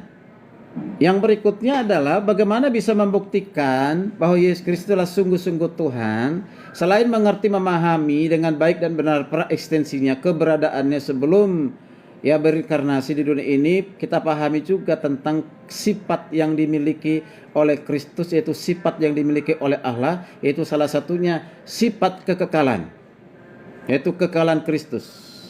Ya, kekekalan Kristus. Nah, kekekalan Kristus artinya apa? Kristus sudah ada sebelum penciptaan dunia. Bahkan sebelum waktu ada, dia sudah ada. Ya, kadang-kadang kita bernyanyi ya begini ya. Ya, selamat pagi Bapa, selamat pagi Yesus, selamat pagi Roh Kudus. Ada enggak? Pagi, sore, siang, sore bagi Tuhan. Tidak ada, itu bagi kita manusia. Tapi nggak apa-apa lah nyanyikan lagu itu kan, ya kan gitu. Menunjukkan keakraban begitu dekatnya kita dengan Tuhan, ya kan gitu ya. Nah, tidak ada waktu. Waktu itu hanya kita punya 24 jam, ya. Jadi artinya apa? Dia sudah ada sejak kekal sampai kekal, tidak pernah tidak ada. Tidak pernah berhenti. Selalu ada, bahkan selama-lamanya ada. Makanya ajaran yang mengatakan ajaran Yesus itu punya kuasa dan punya dia jadi Tuhan itu setelah dia baptis dia menjadi anak Allah, itu ajaran manusia. Yang tidak paham, jangan dilihat karena dia punya gelar. Jangan lihat karena dia punya karena dia punya pengikut banyak. Ya kan, iblis setan pun banyak pengikutnya enggak? Lebih dari 10.000. Bahkan ratusan juta mungkin di dunia ini. Masa itu menjadi tolak ukur? Ada orang bilang gini, aku tetap percaya dia. Lihat dari buahnya. Buahnya apa? Oh, pengikutnya banyak, gerejanya besar, dia doktor teologi. Siapa jaminan seperti itu? Tidak ada jaminan seperti itu. Apa seperti itu? Ya kan? Jaminannya adalah pemahaman yang baik dan benar akan kebenaran. Itu. Ya, nah, jadi itu namanya arti definisi dari kekekalan itu, ya. Oke. Nah, kemudian kita perhatikan beberapa bukti dari kekekalan Kristus. Apa saja buktinya itu? Coba minta tolong baca Wahyu 1 ayat 8 dan 17. Wahyu 1 ayat 8 dan 17. Ini dikutip dari Yesaya 88:12 ya oleh Yohanes penulis kitab Wahyu. Wahyu 1 ayat 8 dulu. Ayat 8 dan Ya. ayat 11. Ya. Aku adalah Alfa dan Omega, firman Tuhan Allah, yang ada dan yang sudah ada dan yang akan datang, yang Maha Kuasa. Ya. Sampai situ dulu. Sampai di situ dulu, Pak. Sampai situ dulu. Apa dikatakan di situ? Aku adalah Alfa dan Omega. Artinya itu adalah yang awal dan akhir. Yang akhir. Yang sudah ada, hari ini ada, esok ada, bahkan nanti ada, selama-lamanya. Kata nanti ada itu bukan menunjukkan kepada tahun abad tertentu, tapi itu menunjukkan kepada kekekalan. Ya kan? Kekekalan. Oke, baca 17. Kita tolong baca betul 17. Ayat yang ke-17. Ketika aku melihat dia, tersungkurlah aku di depan kakinya, Ya. sama seperti orang yang mati. Tetapi ia meletakkan tangan kanannya di atasku lalu berkata, jangan takut, aku adalah yang awal dan Ya, akulah yang awal dan yang akhir. Ya, dia sudah ada sebelum segala sesuatu ada. Dia tidak ada awal dalam pengertian waktu. Ya, bukan. Ya, dia berakhir bukan berarti menunjukkan waktu juga. Bukan, itu menunjukkan Yesus Kristus itu sudah ada di dalam kekekalan. Ya, ini jauh sebelum Yesus berinkarnasi, Nabi Yesaya sudah mengatakan itu. Coba kita buka Yesaya 48:12. Yesaya 48:12. Yesaya 48 ayat 12. Ya. Dengarkanlah aku, hai Yakub, dan engkau Israel yang kupanggil. Akulah yang tetap sama, akulah yang terdahulu, akulah juga yang terkemudian. Ya. Ini siapa ini? Yesus. Adonai itu kalau diterjemahkan bisa Tuhan menunjuk kepada manusia, tapi menunjukkan Tuhan kepada Yesus. Ya. Maka kita perlu perhatikan konteksnya. Dalam konteks ini adalah menunjuk kepada yaitu Adonai, Krios, Lord, menunjuk kepada Kristus yang mengatakan akulah yang tetap sama, tidak pernah berubah, akulah yang dulu terdahulu, akulah juga yang terkemudian. Berarti tidak ada batas waktunya. Beda dengan manusia, punya batas waktu, lahir dan mati udah pasti. Oke. Nah, kemudian perhatikan lagi, ini Kristus itu kekal. Kekal bukan berarti pernah ada atau sudah tetapi selalu ada. Jadi kan ini, kekal itu jangan dikatakan oh pernah ada, jangan hanya sebatas begitu, pernah ada. Nah setelah itu kita tidak tahu. Pernah ada di dunia. Nah, hanya di situ, tidak, jangan. Tapi harus mengatakan tetapi selalu ada. Nah, selalu ada. Nah, orang bilang begini, itu bohong, dusta. Dulu Yesus ada di mana? Ada di Israel. Ada nggak di negara lain? Nggak ada katanya. Yesus ada di sana. Nah ini karena pemikirannya manusianya. Ya memang manusianya pada saat itu terbatas hanya ada di Israel. Tidak ada di negara lain.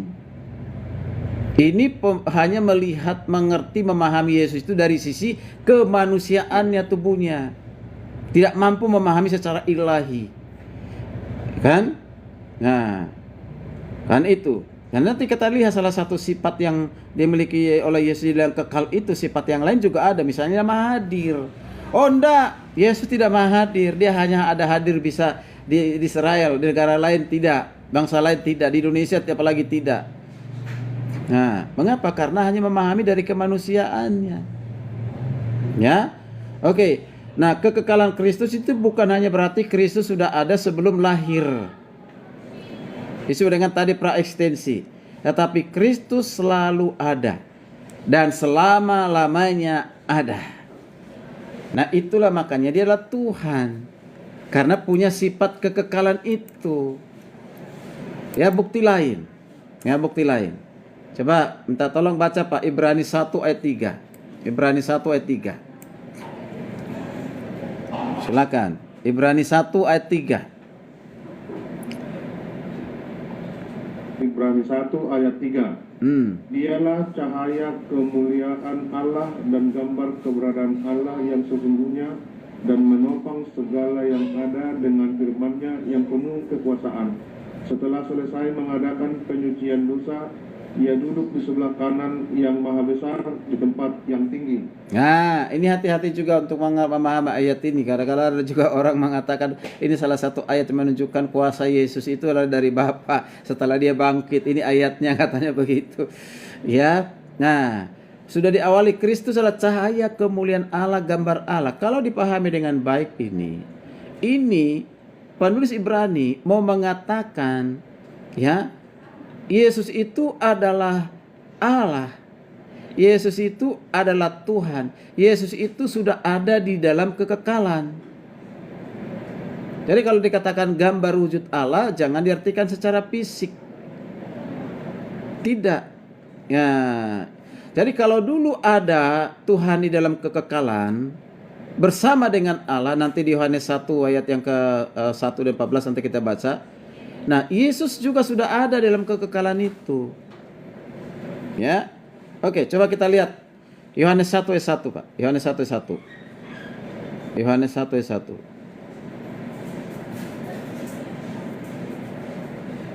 Ini terjemahan yang lama dengan terjemahan 2023 ini ada beda ini.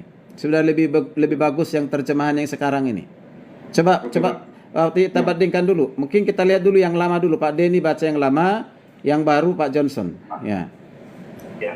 Yohanes 1 ayat 1 aja dulu. ayatnya yang 1. Pada mulanya adalah firman. Firman itu bersama-sama dengan Allah dan firman itu adalah Allah. Oke. Pada mulanya adalah firman. Lalu dikatakan firman itu bersama-sama dengan Allah. Lalu oke. Coba Pak, terjemahan yang baru 2024. Ini jangan dikatakan ini karena tidak konsisten. Ada orang bilang begitu, berubah-ubah. Firman itu adalah Allah. Firman itu adalah, di mana perbedaannya? Terjemahan baru. Pak. Ya, bentar. Yohanes 1 ayat 1. Pada mulanya sudah ada firman. Pada mulanya sudah ada firman. Dan seterusnya, firman itu bersama dengan Allah dan firman itu adalah Allah. Ya, firman itu bersama dengan Allah dan firman itu adalah Allah.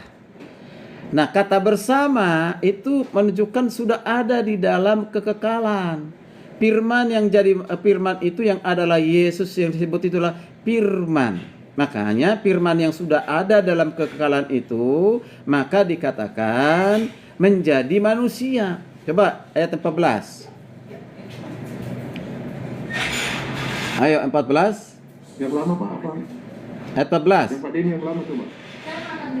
Yang lama apa yang baru, Pak? Yang lama dulu, baru nanti baru yang baru. 14. Oke, baik Pak. Ayatnya yang ke-14. Firman itu telah menjadi manusia dan diam di antara kita. Ya. Kita telah melihat kemuliaannya, yaitu kemuliaan yang diberikan kepadanya sebagai anak tunggal Bapa. Oke. Penuh kasih karunia dan kebenaran. Ya, menjadi perhatian kita adalah firman yang telah menjadi manusia. Itu disebut dengan inkarnasi. Ya, firman yang sudah ada di dalam kekekalan itu, Yesus yang sudah ada dalam kekekalan itu secara ilahi menjadi manusia dalam pribadi Yesus Kristus. Dan belum bahas inkarnasi, nanti ada waktunya untuk bahas itu. Ya, firman yang menjadi manusia itu adalah Allah. Nah, kalau dia sudah ada bersama-sama dengan Allah dalam kekekalan, nah jelas ya, dia adalah Allah, bukan ciptaan. Oke. Nah, coba kita perhatikan. Yesaya 9 ayat 5. Yesaya 9 ayat 5. Yesaya 9 ayat 5. Tolong kita baca apa dikatakan oleh kitab Yesaya tentang Yesus. Coba perhatikan. Yesaya 9 ayat 5. Sebab seorang anak telah lahir untuk kita, seorang putra telah diberikan untuk kita. Ya. Tampuk pemerintahan ada di atas bahunya dan namanya disebut orang penasihat ajaib, Allah yang perkasa, Bapa yang kekal, Raja damai. Ya, perhatikan. Ini nubuatan tentang Yesus ini, bukan? Nubuatan Yesus atau bukan? Ya. Iya. Ya, ini nubuatan ini. Nubuatan tentang Yesus. Ya, tentang Yesus. Ya. Nah, di kata itu, di kalimat itu, di ucapan apa yang dikatakan oleh Yesaya itu dikatakan Bapa yang kekal. Perhatikan baik-baik, seringkali orang Kristen salah mengerti hal ini. Itu menunjukkan kepada pribadi yang pertama adalah Bapa. Tentu tidak. Dan tidak ada konteksnya menunjuk kepada pribadi yang pertama di situ. Ya. Jadi itu bukan berarti menunjukkan pribadi Bapa. Itu tetap satu pribadi, hanya Yesus Kristus. Ya. Nah, kalau dikatakan Bapa yang kekal, pribadinya itu bukan menunjukkan pribadi yang pertama itu Bapa. Tidak, menunjukkan kekekalan Kristus. Jadi perhatikan, pribadinya berbeda walaupun satu hakikat, tetapi ini menunjukkan pada kekekalan Kristus. Bapa dan Anak yang disebut dengan Putra Allah itu, yang perkasa itu, yang ajaib itu, penasehat ajaib itu adalah Yesus. Ya, nah adalah Yesus menunjuk. Jadi ini kalimat ini, perkataan ini, Bapa yang kekal adalah kekekalan Kristus. Nah, tadi sekarang kita coba perhatikan, ya. Bukti kekekalan Kristus ini tentu menentang, menolak, ya, ajaran Arius yang saat ini juga ada di gereja tertentu di Jakarta ini, masih menggembor-gemborkan, masih mengajarkan ajaran Arius, ya, yang menerima praeksistensi tetapi menolak kekekalan. Ini bahaya sekali. Ya, menerima inkarnasi, meyakini inkarnasi Yesus tetapi menolak kekekalan Kristus. Ada sekarang ini. Itu tersebar itu udah di YouTube itu Bapak Ibu. Makanya harus seleksi ya untuk mendengarkan ajaran, ya. Dan ajaran Arius ini dilanjutkan dan digombor-gemborkan, dikobarkan oleh saksi-saksi Yehova sampai hari ini. Bukan hanya mirip, bahkan dikatakan sama dalam hal kristologi dengan ajaran Arius yang sering menggunakan Wahyu 3 ayat 14 yang mengatakan Yesus adalah permulaan ciptaan Allah. Artinya sebelum segala sesuatu dicipta, lebih dahulu Yesus dicipta. Nah, ini keliru sekali. Bahkan ada bernama Yosua atau dikasihkan dengan YT kan gitu, yang mengatakan demikian di YouTube-nya itu. Ya kan? Yesus itu adalah pribadi yang diciptakan oleh Allah bagi dirinya. Sebelum segala sesuatu ada, dia sudah diciptakan. Nah, menggunakan Wahyu 3:14. Inilah kalau hanya main salah satu copot ayat Alkitab, nggak melihat dari pasal 1, kalau dipelajari sungguh-sungguh dari mulai pasal 1 secara utuh, maka pengertian seperti itu pasti terhindar. Ya, coba Pak baca di kitab yang lama, nanti Bapak Johnson baca kitab yang baru. Udah diperbarui itu terjemahannya itu. Ya Pak. Ya. Wahyu 3 ayat 14 ya Pak. Ya, Wahyu 3:14. Ya, demikianlah firman Tuhan, dan tuliskanlah kepada malaikat jemaat di Laodikia. Inilah firman dari Amin, saksi yang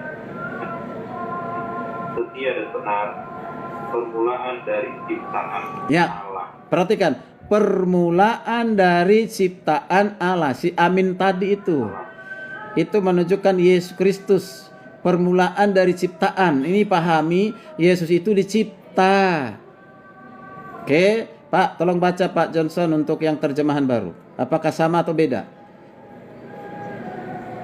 Tuliskanlah kepada malaikat jemaat di Laodikia. Inilah firman dari Amin. Ya, sampai di situ masih sama. Yang setia dan benar, sumber dari ciptaan Allah. Diganti, ada perubahan ya? Sumber dari apa? Sumber dari ciptaan Allah. Sumber dari segala ciptaan Allah. Jadi Yesus itu adalah sumber dari segala ciptaan. Dia adalah pencipta. Kalau bisa dijelaskan seperti itu, ya. Tadi sudah dibaca di Kolose 1 ayat yang ke-16. Dalam Dia, di dalam Kristus diciptakan segala sesuatu. Tapi sering digunakan ayat 15 untuk menyerang, menolak tentang Kristus sebagai pencipta itu, atau menolak Kristus sebagai Tuhan, bahwa Dia dicipta. Ini bahaya sekali, ya. Jadi Nah, sekali lagi kita perlu pahami dengan baik, ya. Wahyu 3:14, ya, inilah bahwa Yesus ada sebelum segala sesuatu ada. Itu maksudnya. Ya, Yesus ada sebelum segala sesuatu ada. Dialah asal muasalnya, penyebab utama dari segala ciptaan itu adalah Yesus. Dia sendiri tidak disebabkan oleh apapun di luar dirinya. Ya. Tapi di luar Yesus adalah bergantung kepada Tuhan, bergantung kepada Yesus. Ya.